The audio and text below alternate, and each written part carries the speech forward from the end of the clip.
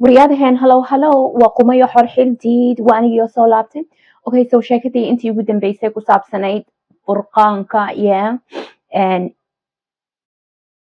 iyo revelation oo ah buuggii ugu dambeeyey ee bibleka ayaynu sii wadaynaa sheekada. Because waxaan idhi buugag badan baa jira uu ka kooban yahay, ay tooradu ka kooban tahay, iyo buugag badan baa jira oo diinta christianku bibleku ka kooban yahay. qur-aankuna buugagii oo dhan buu isku soo summarize garaynayaa, iyo buuggii ugu dambeeyey oo the revelations la idhaaho, the book of revelations, oo ku saabsan eschatology ama de arrimaha aakhiro, cilmiga aakhiro ayaa uu soo koobayaa. Ma fahanteen?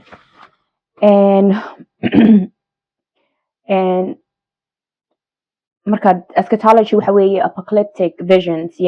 the end times, sheekooyinkii dee gabagabada adduunka. Ma fahanteen?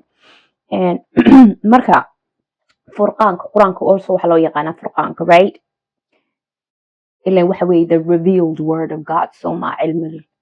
kalamku, the word of God, the revelation. furqaanka af ingiriisi ahaan wuxuu noqonayaa criterion, ama discernment. ereygan waad maqasheen, discernment wax kastaba waa inaad discernment isticmaashaa, laakiin caqligaad ka kula saari karaysid, ama dee faraqa u dhexeeya aad ku fahmi karaysid. oo qur-aanka waxaa loogu wacaa furqaan because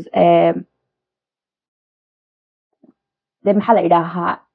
dadka muuminiintaha waxaa la rabaa inay criteria isticmaalaan ku saabsan xaqa,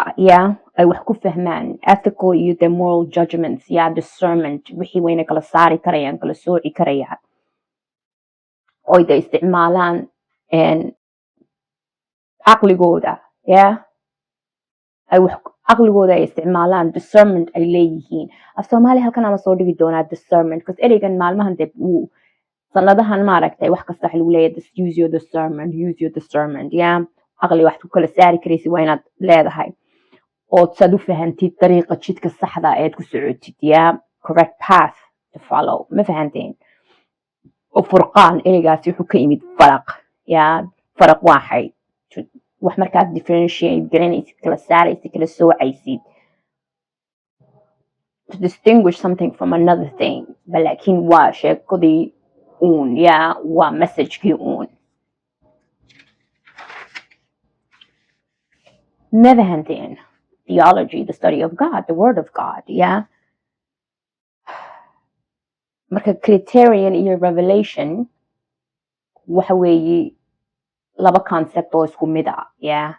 criterion waad oran karaysaa, furqaan af carabi waad oran karaysaa, ama revelation baad oran karaysaa. because the book of revelation, buugga ugu dambeeya bibleka, wuxuu ka hadlayaa the same thing uu furqaanku ka hadlayo, oo ku saabsan the spiritual truth,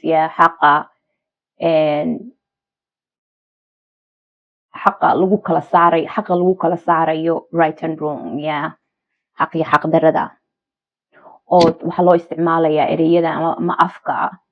symbolic language oo kale, waa symbolic language, inaad wax kala micnayn karaysid saad u fahantid.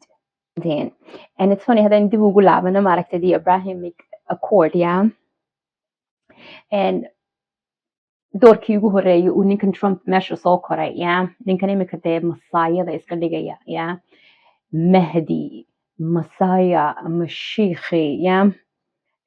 de kii la sugayay, kii mahadda lahaa iska dhigaya. doorkii hore uu de presidentka ahaa 2016kii waa kii wuxuu sameeyey coin buu sameeyey, halkan la soo dhigi doonaa. coinka dhowr jeer baan ka hadlayaa. coin buu sameeyey, coinkaasoo uu isticmaalay aayad ku taala suurat al-anfaal, sheekadana saan ku bilaabayba waxay ahayd micnaynta suurat al-anfaal, suurat al-mulk iyo suurat al-imraan, soo maaha. coinkiisa markaas wuxuu isticmaalay wejigii nin Cyrus la oranayo la yidhaaho Persiankii buu ahaa. kuwan Persiankuna waa Turkic people baa la yidhaha, waa dadkan Mongoliyiinta, waa Yurubta gaajada ka mid ah, oo iyaga ugu dambeeyey oo editionkii quraanka imika inuu haysano iyagaa soo daabacaya version ya marka group kastaba boqolkii sanaba waxa version baa la daabacaya edition baa la daabacaya ya oo the language si kala loo isticmaalaya shaqalada laga shaqaysiinaya ya laakiin wixii waa inaad adigu fahmi karaysid marka nimankan imika Cusmaaniyiinta noqonaya Cusmaaniyiin ma waa Ottomans way Ottono hadaan halkan soo dhigi doono waa magac Germaniga ya Jarmalkana markii la baabiyay yaa dhistay Turkida dhistay ya marka waa isku dadkii waa isku sheekadii but anyways ninka Cyrus la yiraahdo coinka kana soo dhigi doona ayuu ku sawiray meesha ya nimanka sanka dhaadheer leh ayuu ku sawiray meesha iyo wajigiisa markaas wuxuu ku qoray 70 sano oo barwaaqo ah buu ku soo qoray ya oo suuratul anfaal baa xitaa u isticmaalay ninkana waa ninkii dhiibay Soomaha xitaa imika Jerusalem la isku dagaalayo ninkii yiri Israa'iil baa iska leh Soomaha haddana 2020 markuu sii baxayay buu inankiisa hiisanin looga diray uu ku yiri Abrahamic Accord-ka saxiix nacam aniga wixii imika saxaya imikana waa ka soo laabtay oo le waqti dahab aynu galeynaa marka day wuxuu ku leeyahay ba aniga abade masaayadii la sugayay ya mahdigii la sugayay so ultimately eschatology-ga ama de aakhiro ya oo ku saabsan afterlife-ka ya oo ku saabsan resurrection-ka ku saabsan judgment-ka ya qofka de jannada gelaya ama qofka naarta gelaya oo de waxaan oo dhan ay basically ka hadlayaan qofku ya final destiny of humans ya meeshay ku dambeynayaan based on their actions ya waxay soo sameeyeen action waa maxay camalkooda ya camalna waa halkan imika laga keenay magacan amal ya maanta dhaweyto laga soo warbaxday naagtan Amal Clooney la yiraahdo tiraaha waxaan ahay human rights lawyer ya oo nimankan imika de reer Hollywood isticmaalaan mid qabo waxaan oo dhan waa wada show way moogtahay naagtaasna waa naag Carbeed Lubnaan bay ka timaad malaynaya anyways Amal ya magaca Amal xagu ka yimid camal buu ka yimid because magaca Amal hadaad micnaysid waxa weeye hope yeah and optimism waxay dhahaan nacam nolosha nolol fiican baa ka dambeyn doonta camalkaaga haduu saxsan yahay de nolol fiican baad gaadhiso maaha and action ama work yeah inaad wixii ficil ku dartid yeah ilaan wixii waa inaad ficil ku dartaa ficil fiican sad camal fiican u heshid soo maaha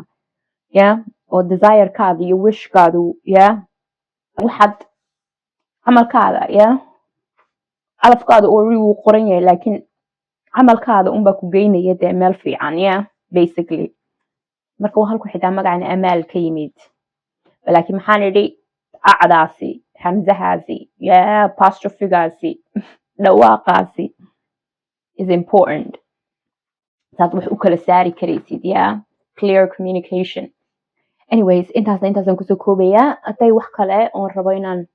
ka hadlo waan soo dhigayaa waa idin salaamay